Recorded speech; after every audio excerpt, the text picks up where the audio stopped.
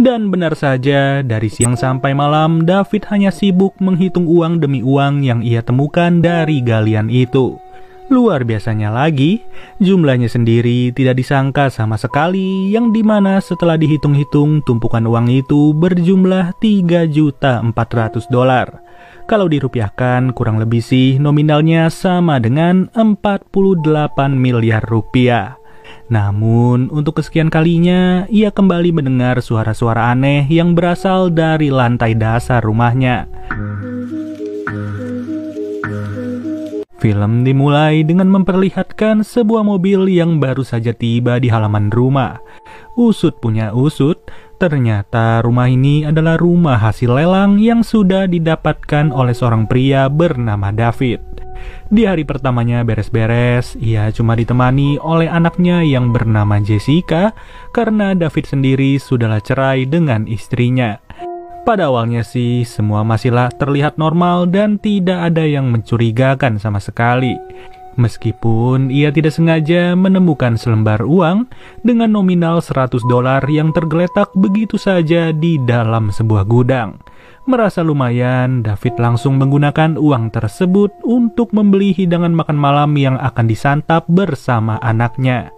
Sambil makan, Jessica bercerita kepada ayahnya bahwa ia sedang dekat dengan seorang pria bernama Zack. Di sisi lain, David tidak terlalu peduli dengan hal itu karena ia sedang memikirkan kondisi toilet di rumahnya yang belum bisa dipakai sama sekali. Maka dari itulah ia berencana untuk memasang septic tank baru tanpa menggunakan jasa dari para tukang. Setelah mereka makan, Jessica pun sudah harus pergi dari rumahnya David karena hari sudah terlalu malam.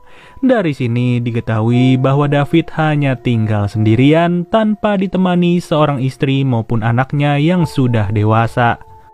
Esok paginya, David kedatangan seorang kakek-kakek bernama Alan yang sengaja dipanggil oleh David sendiri. Yang dimana kakek ini merupakan perancang taman yang sangat handal dan dibayar mahal oleh David untuk mendekorasi halaman rumahnya. Kebetulan pada hari ini Alan hanya datang untuk sekedar survei lokasi sambil merencanakan jadwal pemasangan. Gak lama dari itu, David ditelepon oleh temannya yang bernama Mark dan ia diberitahu kalau temannya itu akan segera datang. Dalam obrolan singkat, David bercerita kalau ia akan segera menggali lubang di halamannya untuk memasang septic tank yang baru. Sebenarnya sih, David mau aja memakai jasa para tukang, tapi ia lebih memilih untuk menghemat uangnya karena masih harus membayar cicilan rumah. Ketika Mark sudah pulang, David pun langsung bergegas untuk menggali sebuah lubang di halaman rumahnya itu. Belum lama menggali, ia tidak sengaja membenturkan cangkulnya kepada benda keras yang ternyata berasal dari sebuah kayu. Namun mengejutkannya, setelah dibuka, isi dari kayu itu malah terdapat sebuah jasad dan segepok uang yang langsung diambil oleh David. Merasa tidak percaya, David pun menemukan sebuah fakta bahwa uang tersebut bukanlah uang mainan. Hanya saja, semenjak kejadian itu, David selalu mendengar suara-suara aneh yang berasal dari dalam rumahnya ketika hari sudah malam. Pada pagi harinya, David memulai lagi aktivitasnya secara normal yang dimana ia bekerja di sebuah perusahaan yang bergerak di bidang game Android. Kabar baiknya, atasan David yang bernama Mr. Wu sangatlah kagum dengan kinerja David yang begitu efektif. Alhasil, David diberikan satu tugas terakhir yang harus ia selesaikan sebelum Mr. Wu menaikkan jabatan dari David sendiri. Sepulang dari kantor, David kembali melanjutkan tugasnya untuk membersihkan kolam renang maupun halaman rumah yang sudah begitu kotor. Pada situasi ini, ia malah penasaran dengan kondisi dari kayu itu serta membongkar lagi galian tersebut untuk mencari lembaran uang. Dan benar saja, dari siang sampai malam, David hanya sibuk menghitung uang demi uang yang ia temukan dari galian itu. Luar biasanya lagi, jumlahnya sendiri tidak disangka sama sekali, yang dimana setelah dihitung-hitung, tumpukan uang itu berjumlah $3.400.000. Kalau dirupiahkan, kurang lebih sih nominalnya sama dengan 48 miliar rupiah. Namun, untuk kesekian kalinya, ia kembali mendengar suara-suara aneh yang berasal dari lantai dasar rumahnya. Setelah diperiksa, ia tidak menemukan apapun, melainkan hanya terdengar suara kucing yang membuatnya terkejut. Apalagi kondisi di dalam galian itu masihlah normal dengan jasad si kakek yang terbaring begitu saja selayaknya mayat biasa. Di saat hari telah berganti, raut wajah dari David benar-benar terlihat kurang istirahat akibat kejadian yang menimpanya. Hal itu sudah jelas membuatnya tidak fokus sama sekali, apalagi ia sendiri belum sempat untuk mengerjakan tugasnya sedikit pun. Sesampainya di rumah, David pun kembali dikejutkan dengan suara-suara aneh yang berasal dari halaman rumahnya. Seketika itu juga, ia merasa bahwa mayat kakek itu masihlah hidup dan ia langsung mengambil uang-uang tersebut untuk dikubur kembali. Bahkan, perasaan tidak nyaman terus-menerus menimpa hari-hari David saat ia sedang beraktivitas sekalipun. Ujung-ujungnya, David sengaja pulang ke rumahnya itu untuk mencari tahu sebuah maksud dari pintu yang berada di dalam gudang. Tapi sayang, belum selesai melakukan hal tersebut, ia pun harus dibikin panik dengan kabar dari Alan yang akan berkunjung 2 hari lagi. Padahal David sama sekali belum menggali lubang yang cukup dalam, apalagi membuat septic tank baru yang sudah ia rencanakan. Alhasil, David pun harus membongkar lagi galian itu dan ia malah menemukan sebuah dompet kosong serta 1 kunci yang disimpan oleh mayat tersebut. Namun, hari-hari David semakin menjadi buruk ketika ia terus merasa diganggu pada setiap waktunya.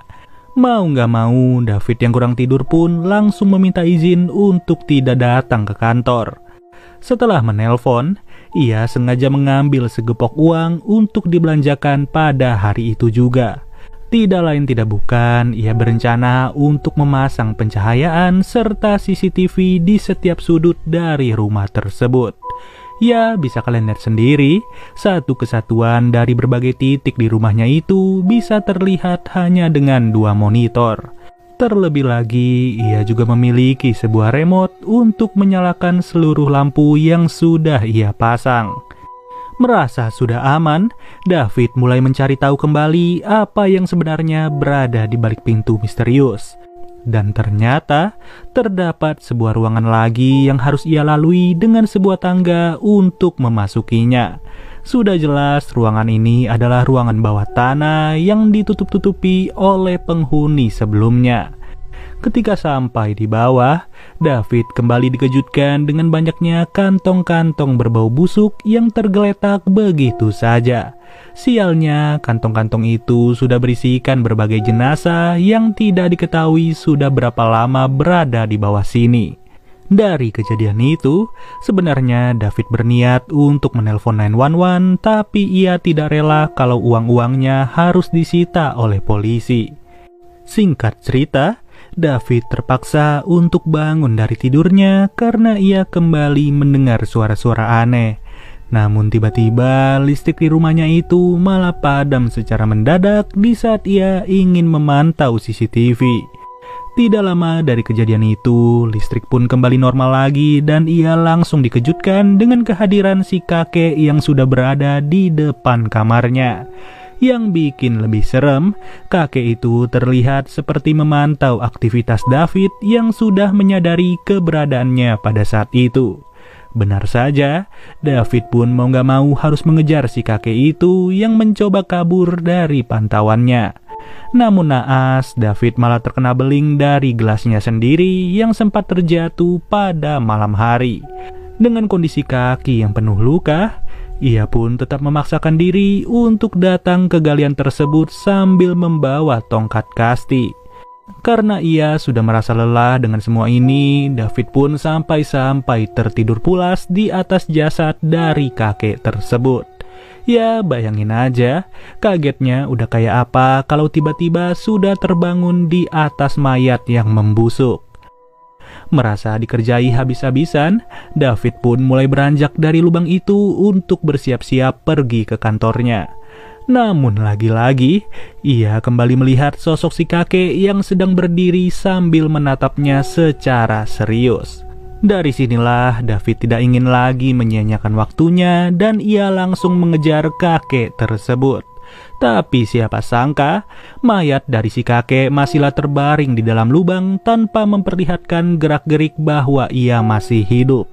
Pada situasi seperti ini, David pun mulai mengambil gergaji mesin yang sengaja ia gunakan untuk memotong kaki dari mayat itu.